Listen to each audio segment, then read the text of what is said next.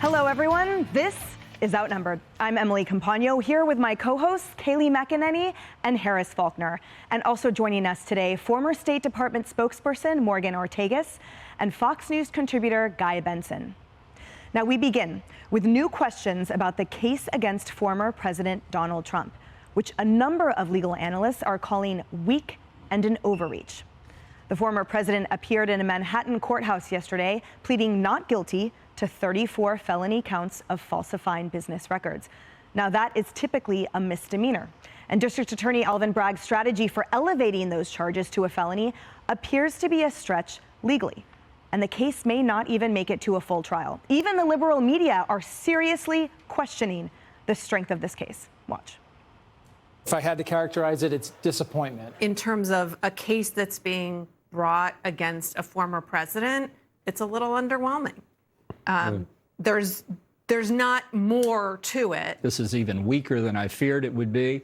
And I think it's easily subject to being dismissed or a quick acquittal for Trump. Look, there's the facts and the law. What is the crime that prosecutors are alleging escalated this from a misdemeanor to a felony? If this is the only pebble that gets thrown at Donald Trump, it's a very small pebble. And I do think the backlash against this pebble might cow other people who might otherwise have been courageous enough to step forward.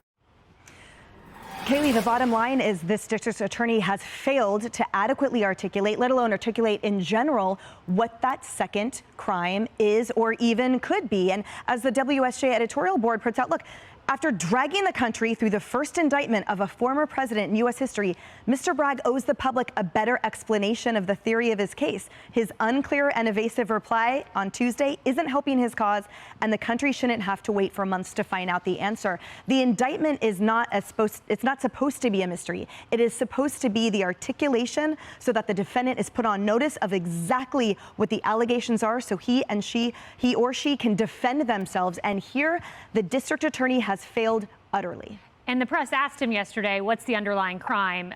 He equivocated and said, I don't need one. Okay, you do need one, first of all. And then a reporter pressed him, and I thought this was a fantastic question. If there's an underlying crime, why didn't you prosecute the underlying crime? Which is a really smart question. To the point, the media, we talked about unlikely allies for the former president this week. Jeb Bush, Mitt Romney came out saying this was a flimsy case.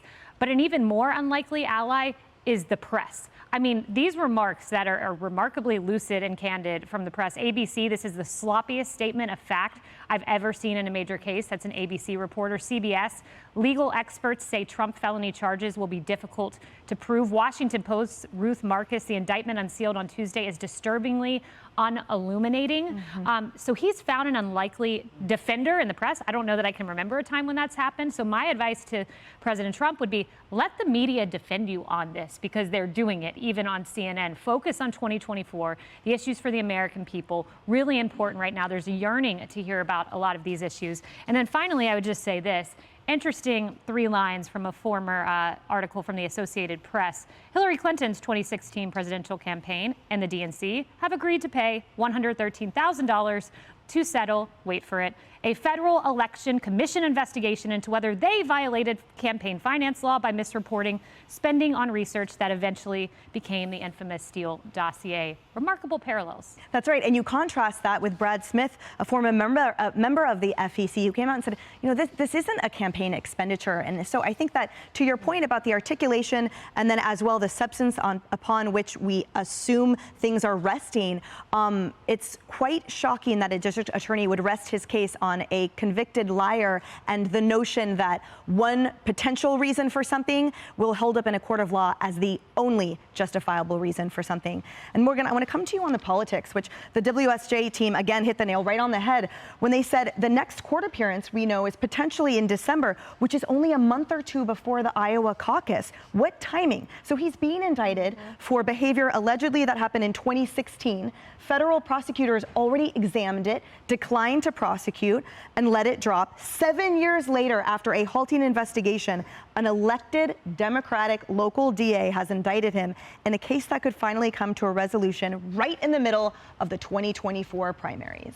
Yeah, and so that screams politicization of the Republican primary process. You know, I talked about this morning at the State Department. If we saw another country, and by the way, we condemn this behavior in Russia, Burma, Venezuela, other places. If we saw a sitting president and the opposition party arrest, the party in power, if we saw the party in power arrest the main opposition candidate on trumped-up charges, which, as Kayleigh just pointed out, has been brought up across the political spectrum, we would condemn that behavior. We would maybe even sanction countries who did that. So what is this all, if you peel back the onion, what is this all leading to? It's leading to the politicization of every institution in America since 2015, since Trump announced all the things that used to be sacrosanct in our government, the intelligence community, right? The military. We've seen now the politicization of the military and the recruitment and retention numbers falling because of it. Now we're seeing the independent rule of law being politicized as well, and that severely disables us as a country to be able to talk about the independent rule of law and democracy abroad whenever we're perverting it at home. And that's such a great point, Guy, that politicization, it also extends, frankly, to the prosecution's appreciation of the former president's First Amendment rights. So what's sort of striking here is the lengths, the pit bullness they went to try to establish a gag order from the judge, let alone the judge entertaining, again, a gag order against a sitting candidate for the presidency. But interestingly, you know, when they defended it by saying, well, there might be potential for calls for political violence, since when is that under the purview of local prosecutors? Well, no one should be calling for violence, obviously, but what a ludicrous thing for this district attorney and his prosecutors to try to argue for in front of this judge. Not only have they put this shockingly flimsy case forward against a former president in an unprecedented way, and to Kayleigh's point, even detractors, normal detractors of this former president, are defending him on this. Then they want to go out with him being a declared candidate for the office again and tell him he can't defend himself in public? Are you kidding? And oh, by the way, we'd like a trial at the beginning of the primary process next year.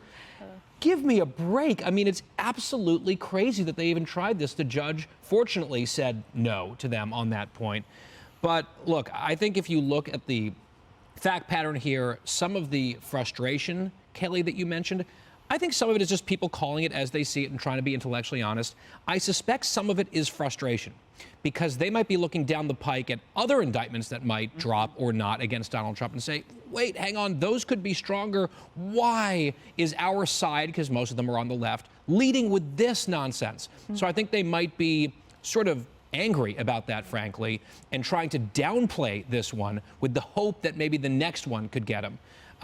It's an interesting dynamic, certainly, to watch. I mean, Ruth Marcus defending Trump in the pages of the Washington Post is a weird day. Never thought I'd see it. Yeah. But here we are. Well, what I pick up on with what you're saying is right where Trump went from Mar-a-Lago last night, and that is, you know, he didn't call it a whiff. I'm going to call it one. When we see Alvin Bragg there before all the reporters and they're pressing why now and what new evidence, and he's dodging and weaving and his answers were terrible. They were terrible, but he kept talking.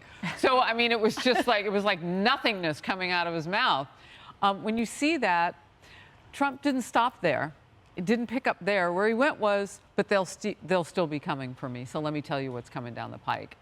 And I always find it interesting, and I did last night, for somebody to lay out a case before you of how your enemies are coming to get you, to lay out the other cases. Get ready, they're going to keep coming, and here are the holes in the next one. That telegraphs that he's not so worried about this one. Not getting too far ahead of it. They still have to make motions by August. There's a date in August, and of course they want to push this to December 4th. But maybe it won't ever happen. Maybe we won't ever get to trial or court or anywhere else with this case. But what we do know is he's playing, again, the role of someone who wants to solve the problems of the country.